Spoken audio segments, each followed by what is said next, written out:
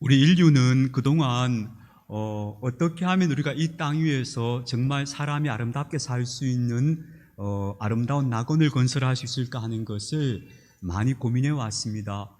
그 중에 가장 대표적인 그 이념이 있다면 그것이 바로 공산주의 이념일 겁니다. 우리가 공산주의는 싫어하지만 공산주의 이념 자체는 굉장히 이상적이라는 건 알고 있지 않습니까? 이 공산주의 이념에서 말하는 가장 중요한 모토가 있다면 이런 거죠. 사람마다 자기 능력대로 일하고 자기가 필요한 대로 얻어간다 하는 거예요. 그러니까 사람이 저마다 자기 능력대로만 일하면 돼요. 능력이 많은 사람은 조금 더 하고 능력이 부족한 사람, 약한 사람은 좀 덜 해도 되고, 그리고 각자의 필요에 따라서 다 골고루 분배받는다는 거예요. 그러니까 얼마나 이상적이에요. 얼마나 아름다워요. 진짜 그런 세상이 오면 좋겠죠.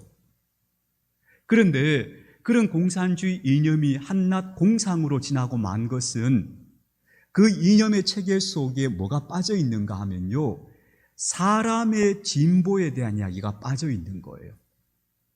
아무리 제도를 멋있게 만들고 아무리 사회를 아름답게 조직을 해도 그 사회의 구성원인 사람 한 사람의 인간성이, 그 사람이 진보하지 않는다면 아무리 아름다운 것을 그린다 해도 그 그림은 다 그냥 헛것이 되고 말 거예요.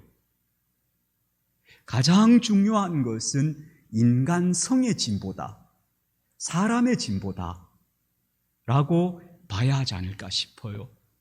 그래서 저는 성경을 그런 관점에서 보는데요, 성경 전체는 우리에게 뭘 말하고 있는가 하면 사람의 성장에 대해서 말하고 있다.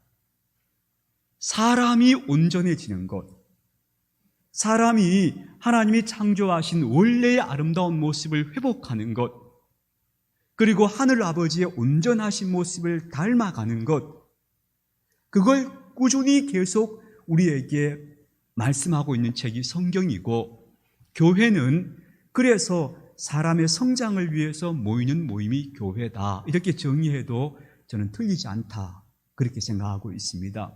그래서 제가 여러분에게 지속적으로 성장에 대한 말씀을 드리고 있는 것이지요. 오늘 우리가 함께 읽은 에베소서 말씀도 마찬가지입니다. 우리가 자라나야 한다. 어디까지 자라나야 하는가 하면 그리스도의 장성한 분량에까지 자라나야 한다고 얘기해요. 그러면서 이런 표현을 씁니다. 사람의 속임수와 간사한 유혹에 빠져서 온갖 교훈의 풍조에 밀려서 요동하지 말아야 합니다. 그래요. 우리가 진짜 참되게 성장하기 위해서는 뭘 잘 구분해야 되는가 하면 여러 가지 교훈의 풍조에 밀려서 요동하지 말아야 한다는 거예요. 그러면서 이어진 말씀이 이렇게 말해요. 오직 사랑 안에서 참된 것을 하여, 그렇게 표현했어요. 도대체 이 사랑 안에서 참된 것을 한다는 말이 뭐지? 그래서 제가 영어 성경을 찾아보니까 이걸 이렇게 표현해요. 사랑 안에서 speaking the truth, 진리를 말하라. 사랑 안에서 진리를 말하고 진리에 대해서 가르치면서 사랑 안에서 성장해 가는 거다, 그렇게 이야기해요. 그러니까 이거는 다른 말로 하자면 우리가 우리에게 들려오는 많은 이야기들 속에서 이게 뭐가 진리지, 옳고 그름이 뭐지 하는 걸 잘 분별해서 그렇게 그 옳은 것을 따라가야 성장한다는 이야기겠죠. 그래서 제가 오늘 말씀의 제목을 분별과 성장이라고 정했어요. 뭐가 옳고 그른 거냐, 뭐가 본질적인 거고 뭐가 비본질적인 거냐, 이걸 우리가 잘 분별할 수 있어야겠다.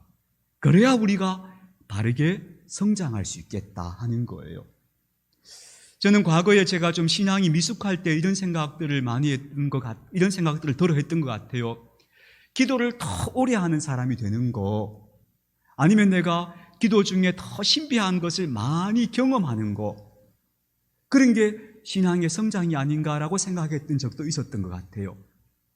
그런데 지금 와서 보면 그런 것들은 다 비본질적인 거예요. 본질이 아니었어요. 진짜 본질이 뭐지? 정말 중요한 게 뭐지? 하는 걸 우리가 잘 가려보고, 그래서 그 본질적인 것을 우리가 추구하고 가야 그래야 건강한 신앙인격이 되는 것이구나 하는 것을 오늘 말씀드리고 싶어서 분별과 성장이라는 제목을 정했고요. 그래서 오늘 그 첫 시간으로 제사보다 자비라는 말을 여러분과 함께 좀 나누려고 해요. 제사보다 자비. 칼 야스퍼스라고 유명한 철학자가 있습니다. 그분이 이런 이야기를 했어요. 인류 역사에서 추계시대라는 게 있었다. 그렇게 이분은 이야기하는데요. 대략 기원전 800년에서 기원전 200년 사이 한 600년 정도의 시간을 이분은 추계시대다. 그렇게 불러요. 축이란 게 뭐냐면 우리가 왜 옛날에 수레를 끌고 다닐 때 수레의 바퀴와 바퀴 사이를 딱 연결하는 이 가로대, 이걸 축이라고 부르잖아요. 이게 있어야 수레가 딱 굴러갈 수 있잖아요. 그러니까 제일 든든한 아주 기본이 되는 거죠. 그러니까 추계시대라는 건 뭐냐 하면 인류의 정신과 문화 속에 아주 근간이 되는 뼈대가 되는 중요한 사상들이 태어난 시기, 그걸 추계시대라고 불렀어요. 약 기원전 800년에서 기원전 200년 사이예요. 그동안에 이 세상에 인류의 스승이라고 불릴 만한 사람들이 많이 태어났다는 거예요. 예컨대 그리스에는 소크라테스, 플라톤, 아리스토텔레스 같은 위대한 철학자들이 등장했고요. 또 동양에는 석가모니가 등장했고요. 또 중국 쪽에 오면 공자, 노자, 맹자 같은 사람들이 등장했어요. 그래서 이 시대를 추계시대였다라고 봐요. 그런데 여기서 굉장히 우리가 주목해야 될 게 있어요. 바로 이 시대에 저 유대 땅에는, 이스라엘 땅에는 누가 출현했느냐? 칼 야스퍼스는 그렇게 말해요. 그때 구약에 예언자들이 등장했다. 그렇게 봐요. 예언자들이. 이 예언자들이 등장한 것이 바로 인류 역사의 뼈대를 형성하는 매우 중요한 사상과 정신의 출현 중에 하나다라고 보는 거예요. 그래서 제가 여러분에게 전에도 한번 말씀드린 기억이 있는데, 구약 성경에서 어떤 책이 제일 중요합니까? 라고 제가 여러분이 많이 물으신다면 제가 말씀드리고 싶은 게 뭐냐 하면 창세기 아닙니다. 출애굽기 아닙니다. 정말 구약에서 우리가 제일 주목해서 읽어야 될 책들은 물론 성경이 다 중요하지만 예언자들 이야기입니다. 예언서입니다. 그 예언서를 꼼꼼하게 읽고 주의 깊게 읽어봐야 합니다. 왜냐하면 그 예언자들의 정신과 하나님의 아들 되시는 예수 그리스도의 정신이 겹쳐져요. 그래서 예수님의 정신과 예언자들의 정신이 서로 통해요. 그게 맥이 닿아요. 그래서 구약 성경에서 우리가 정말로 주목해서 봐야 할 책들, 더욱 신경 써서 읽어야 할 책들은 바로 예언서입니다 라고 저는 말씀드리고 싶은데요. 그 예언서에서 예수님과 하셨던 말씀과 예언자들 했던 이야기와 매우 일치하는 하나의 중요한 주제가 있어요. 그게 바로 오늘 제가 말씀드리고 싶은 제사보다 자비라는 개념이에요. 예컨대 대표적인 구절 하나만 좀 들어볼게요. 구약에 워낙 그런 예언자들 그런 말씀을 많이 했지만 가장 대표적인 사람 한 사람만 꼽아보자면 이사야 예언자를 꼽을 수 있어요. 이사야 예언자가 이사야서 1장에서 그가 예언 활동을 시작하면서 제일 먼저 그 백성들에게 부르짖고 외친 이야기가 있어요. 그게 이제 이사야서 1장 10절 이하에 나오는데요. 이렇게 말합니다. 이 소돔의 관원들과 고모라의 백성들아, 이렇게 불러요. 소돔과 고모라는 가장 죄악이 말하자면 창궐했던 그 도시였잖아요. 근데 그 예루살렘에 살고 있는 사람들을 소돔의 관원들, 고모라의 백성들이라고 막 그렇게 막 머쓱하는 거예요. 그렇게 막 외치면서 이렇게 말합니다. 여호와께서 말씀하시기를 너희의 무수한 재물이 내게 무엇이 유익하뇨? 하나님 이렇게 말씀하신다는 거예요. 너희가 예루살렘 성전에 와서 무수하게 재물을 바치는데 그 재물이 나는 하나도 안 반갑다고. 그렇게 하나님께서 예언자 이사야를 통해서 이사야서 1장에서 대뜸 처음부터 그 말씀을 하셔요. 그 말씀을 하시면서 나는 숫송아지나 어린 양이나 순념소의 피를 기뻐하지 아니하노라고 얘기해요. 그 백성들이 하나님 앞에 바치겠다고 수많은 짐승들 끌고 와서 매일 피를 흘리는데 하나님께서 그걸 안 기뻐하신다는 거예요. 어떡하? 이게 무슨 말이지? 이 처음부터 이제 예언자들이 이런 이야기를 들으면 이스라엘 백성들이 막 앞이 캄캄해졌을 거예요. 그들은 하나님 앞에 바친다고 해서 매일 그렇게 예물을 바치는데 하나님이 그 예물을 안 기뻐하신다는 거예요. 어떡하란 말이야. 이어지는 이야기가 이렇게 이어집니다. 너희는 너희 스스로를 깨끗하게 해서 내 목전에서 너희들의 악한 행실을 버리고 행악을 그치라. 그리고 선행을 배워라. 그러면서 하시는 말씀이 학대받는 자를 도와주고 고아를 위해서 신원해주고 과부를 위해서 변호해 주어라. 내가 진짜 원하는 건 그거다 이렇게 얘기하십니다. 너희가 아무리 많은 재물을 바쳐서 그 피를 흘려도 나는 그게 조금도 반갑지 않고 내가 진짜 원하는 건 너희가 학대받는 사람, 고아, 과부 이런 사람들을 돕는 거다. 그 사람들의 손을 잡아주는 거다. 그게 내가 진짜 원하는 거라고. 그렇게 이사야서 1장에서 선포하고 계셔요. 이것은 당시 이스라엘 백성들에게 엄청난 충격이었을 거예요. 이걸 여러분 우리식의 말로 한번 표현해 봅시다. 우리가 하나님을 기쁘게 해드립니다 해서 장엄한 예배를 드립니다. 아름다운 찬양을 연습해서 올려드립니다. 정말로 아름다운 멋진 예배당을 지어드립니다. 근데 하나님께서 그걸 보시고서 난 이런 게 하나도 안 기뻐 이렇게 말씀하신다고 생각해 보세요. 얼마나 충격이에요. 내가 원하는 건 이게 아니야 라고 예언자를 통해서 분명히 말씀하고 계시는 것. 제물로 하나님을 기쁘게 해드린다는 것이 우리 인간의 착각일 수 있구나 하는 걸 예언자들이 일깨워 주는 겁니다. 이 이야기는 이사야 이야기만이 아닙니다. 예레미야와 그에 이어지는 모든 예언서들에 공통적으로 다루고 있는 주제가 됩니다. 자, 예수님의 경우로 한번 돌아가 봅시다. 누가복음 10장에서 예수님께서 유명한 비유를 말씀하죠. 선한 사마리아인의 비유입니다. 그 비유 속에서 사마리아 사람은 강도 만난 사람들을 도와줬죠. 그래서 예수님께서 너도 이와 같이 해라 하셨습니다. 근데 그 앞에 그냥 지나쳐간 사람이 있었습니다. 두 사람이었죠.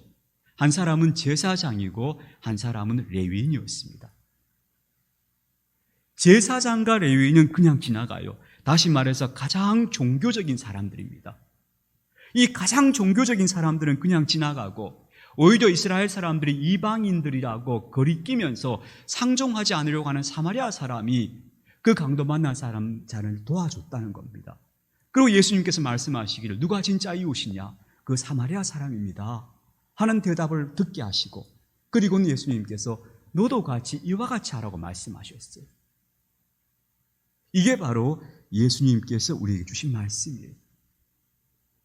그러면서 예수님께서 마태복음 11장에서 이렇게도 말씀하시죠. 수고하고 무거운 짐 진 사람들아 다 나한테 오너라고 말씀하셨어요.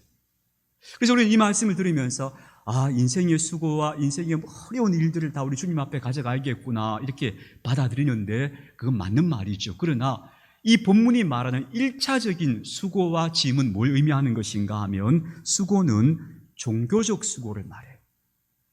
그 짐은 율법의 짐을 말해요. 그 율법의 짐을 지고 종교적 수고를 감당하기 위해서 애쓰는 너희들 다 내게로 오너라. 내가 그 짐과 수고를 다 풀어주겠다. 그럴 필요 없다고 말씀하시는 거예요. 그러면서 나의 멍에를 메라. 내 멍에는 굉장히 쉽고 단순하다. 이게 나중에 요한복음에 가면 요한이 뭐라 하는가 하면 예수님께서 딱 한 개의 계명만 주셨다. 모세가 너희들에게 말했던 모든 계명을 예수님은 다 너희 어깨에서 다 내려놓게 하셨고 딱 하나만 주셨는데 그게 뭐냐 하면 사랑해라. 사랑의 마음으로 살아라. 그거 하나만 예수님께서 너희들에게 계명으로 주셨다고 말씀하셔요. 그래서 예수님의 멍에는 단순하고 쉬운 거예요. 사람이 사랑하면서 살면 되는구나. 그 한 가지 계명을 주셨다는 거예요. 그래서 나중에 사도 바울이 그렇게 말해요. 사랑은 모든 율법을 완성하는 겁니다. 사랑이 율법의 완성입니다. 이제 우리에게 다른 율법은 아무것도 필요 없습니다. 그 율법만 사랑하라는 말씀만 지키면 됩니다. 이렇게 말했던 겁니다. 그리고 바울은 이렇게 말하죠.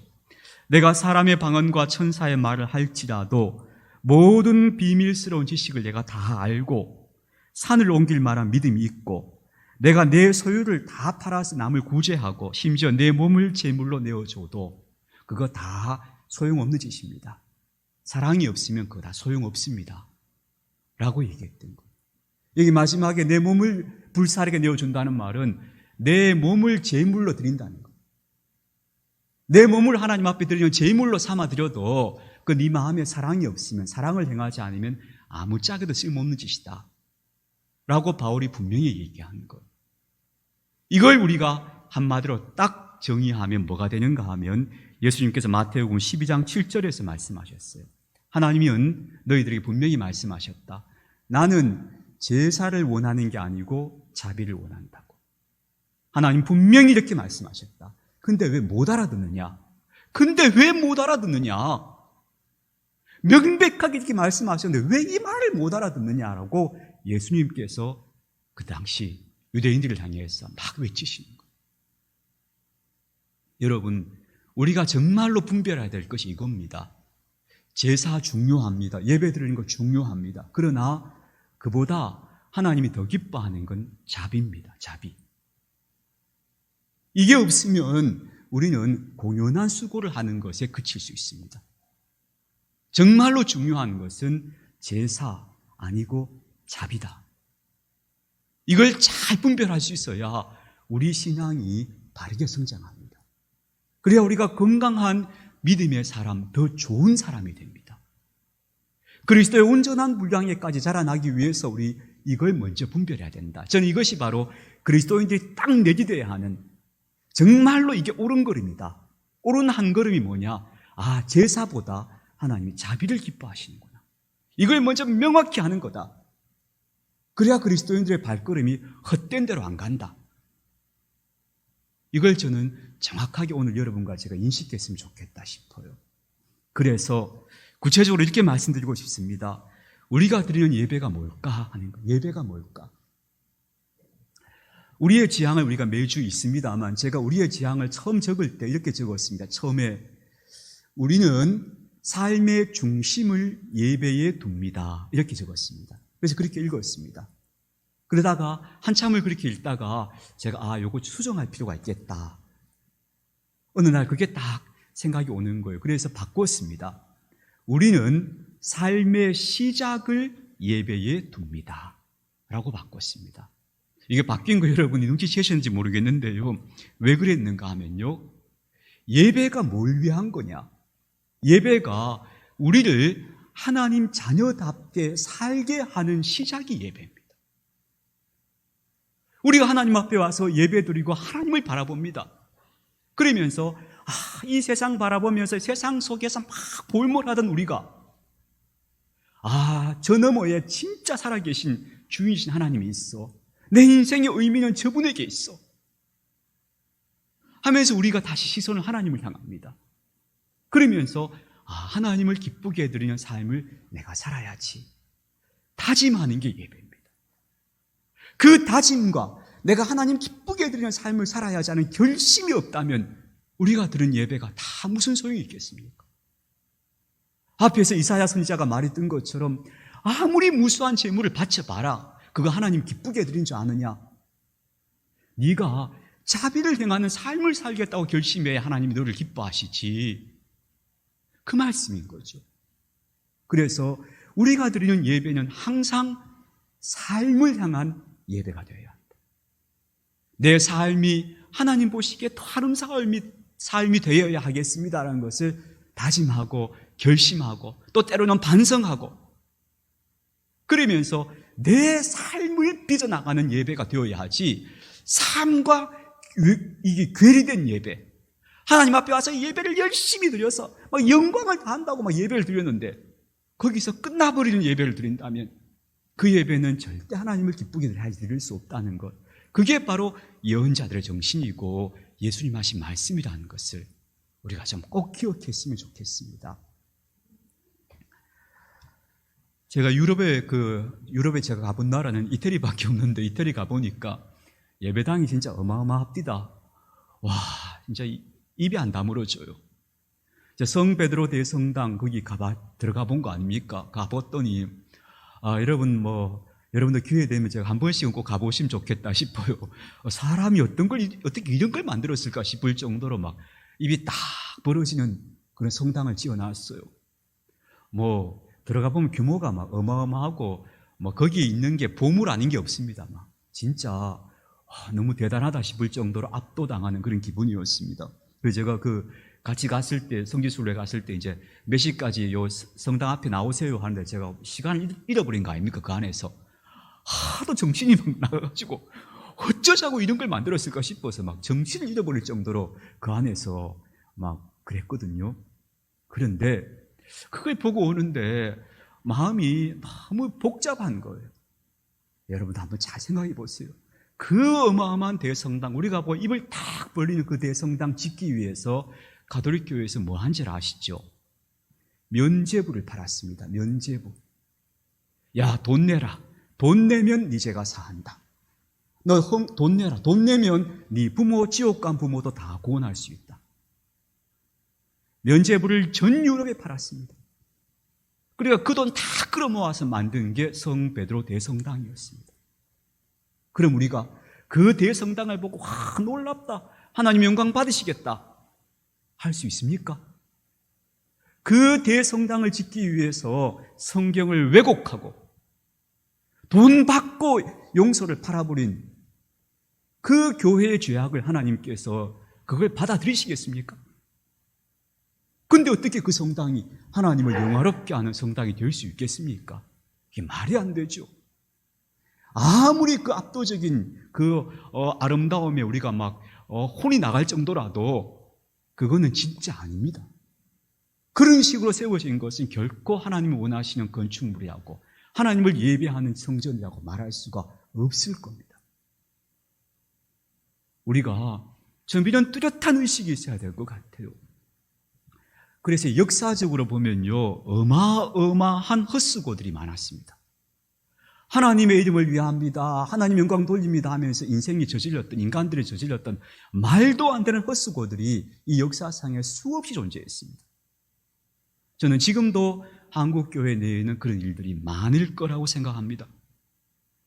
우리가 하나님께 영광 돌립니다 하면서 하지만 나중에 하나님 앞에 가면 하나님께서 내가 언제 그런 거 하라고 했느냐고, 너는 성경 안 읽어봤느냐고, 나는 제사를 원하지 않고 자비를 원한다고 그렇게 말했는데 왜 엉뚱한 짓을 했느냐고, 그런 책망들을 일들이 한국교회에 저는 얼마든지 있을 거라고 생각합니다. 우리 삶에도 그런 게 있을 수 있겠죠.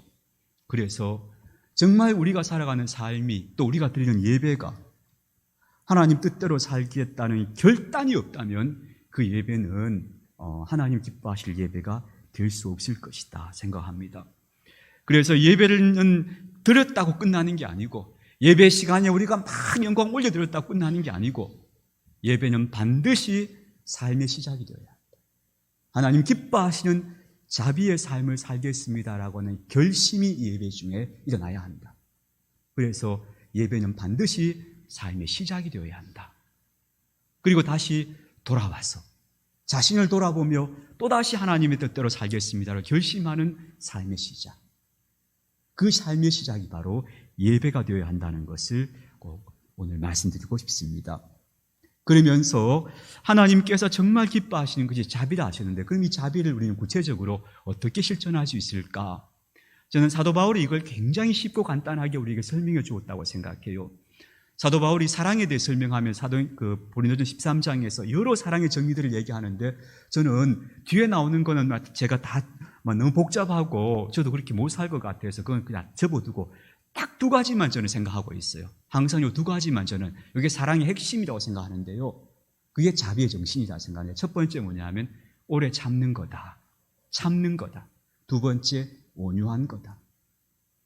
이 두 가지가 바로 자비의 두 기둥일 거라고 생각합니다.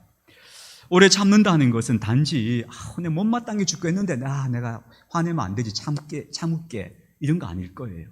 그걸 오래 참는다고 표현하는 거 아니에요. 참는다는 건 용납하는 거예요. 나하고 다른 것을 받아들이는 거예요. 한마디로 용납이라고 보시면 돼요. 용납하는 거예요. 그냥 받아들이는 거예요. 그게 참는 거고요. 온유한 거는 함부로 대하지 않는 거, 무례하게 행하지 않는 거. 귀하게 대하는 것. 나와 다른 것을 용납하고 그리고 함부로 대하지 않는 것, 귀하게 대하는 것. 이 두 가지가 참음과 온유라고 생각하고요. 이게 자비의 정신일 것이라고 믿습니다. 우리가 일상 속에서 이 자비의 정신을 실천하고 살아가려고 할 때 그때 그것이 바로 하나님이 기뻐하시는 삶의 태도일 것이라고 봐요. 중세의 유럽은 다 성을 지었어요. 왜냐하면 성을 지어 놓으면 외적이 쳐들어올 때 이게 제일 중요한 방어선이 되는 거예요. 창으로 아무리 와서 막 두드려 뭐가 칼로 막 쳐들어와 화살을 쏘아도 이 튼튼한 성벽이 있으면 다 막아버리니까. 그래서 성을 딱 지어놓고 그 안에 들어가서 딱 버티면 되는 거예요.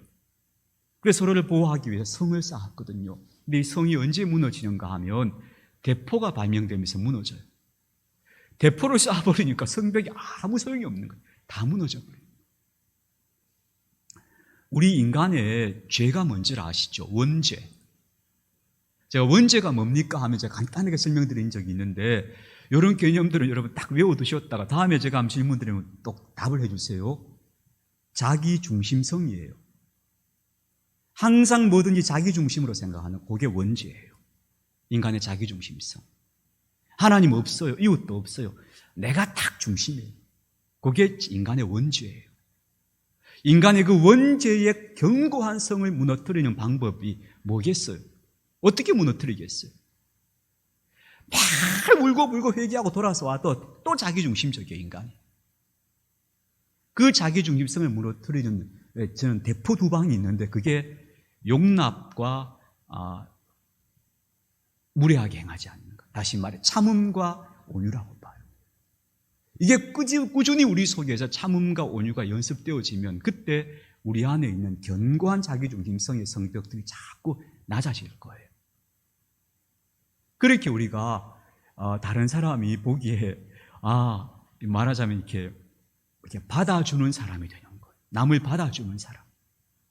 자기 자신을 고집하는 게 아니고 타인의 존재를 인정하는 사람으로 그 자기 중심성이 낮아진 사람이 되는 거죠. 그게 죄성을 극복해 가는 거예요. 그렇게 우리가 자비를 실천하는 사람이 될 때 우리가 우리 죄성을 극복하는 사람이 되어가는 것이다 하는 것을 꼭 말씀드리고 싶습니다. 정리해 볼게요. 우리 인류가 지금 기후 위기로 몸살을 앓고 있잖아요. 우리도 고통스럽지만 지구가 몸살을 앓고 있는 거죠. 산업혁명 이후에 지금까지 평균 기온, 지구상의 평균 기온이 몇 도가 상승했는가 하면 1.2도가 상승했다 그래요. 200년 동안에, 지난 200년 동안에 1.2도가 상승했어요. 아니 1.2도가 상승했는데 세상에 이렇게 난립니까? 맞습니다. 이게 지금 1.5도까지 가버리면 거의 돌이킬 수 없을 만큼 위험해진다고 봐요. 그래서 지금 파리 기후협약이라 전 세계 정상들이 모여서 우리 적어도 2100년까지 1.5도까지 올리지 않도록 이거 막아보자. 협약을 했어요. 협약했는데 지금 잘 안 지켜요. 안 지키는 나라가 지금 미국과 중국이에요. 이게 이제 문제인데 제일 큰 나라 두 나라가 잘 안 지켜서 이게 문제인데 어쨌든 이게 2100년까지 1.5도까지 막아보자는 게 그렇게 막으면 그나마 좀 우리가 앞으로 파국을 막을 거다 해요. 저는 희망이 있다고 봐요. 아마 인류는 막을 거라고 봐요. 1.5도까지 막을 거다. 인간이 그렇게까지 어리석진 않을 거라고 생각하거든요. 근데 어쨌든 지금 1.2도가 올라와서 우리가 지금 이렇게 힘든 거예요. 전 세계가 난리잖아요, 지금. 생각해보면 1.2도가 겨우 그거 가지고 싶은데 그 작은 차이가 우리 삶에 어마어마한 영향을 미치고 있어요.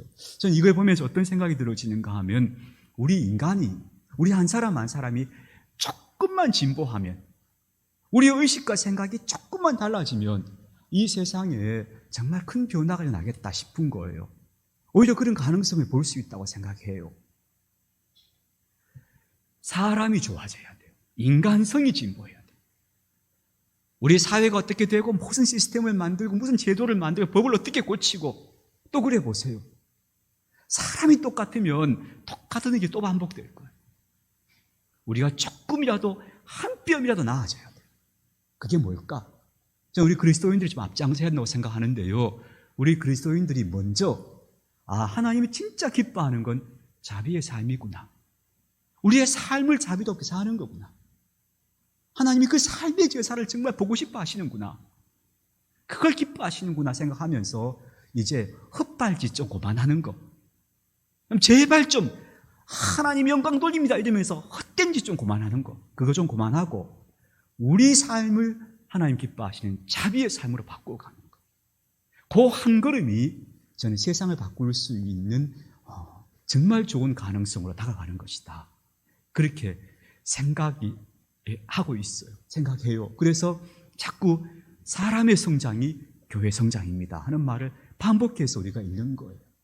여러분, 우리가 하나님이 정말 기뻐하시는 것은 제사 중요하죠. 예배 드리는 거 정말 중요해요. 근데 이 예배가 삶을 목표로 하지 않은 예배라는 이 예배는 하나님 안 기뻐하셔요. 모든 예배 시간마다 하나님은 내 삶의 변화를 원하신다. 나는 그것 때문에 예배 드리는 사람이야.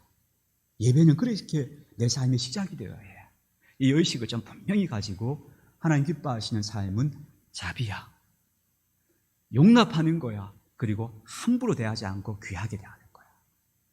이 두 기둥을 딱 붙잡고 자비의 삶으로 삶의 예배를 하나님께 올려드리는 그런 저와 여러분들이 되었으면 좋겠습니다.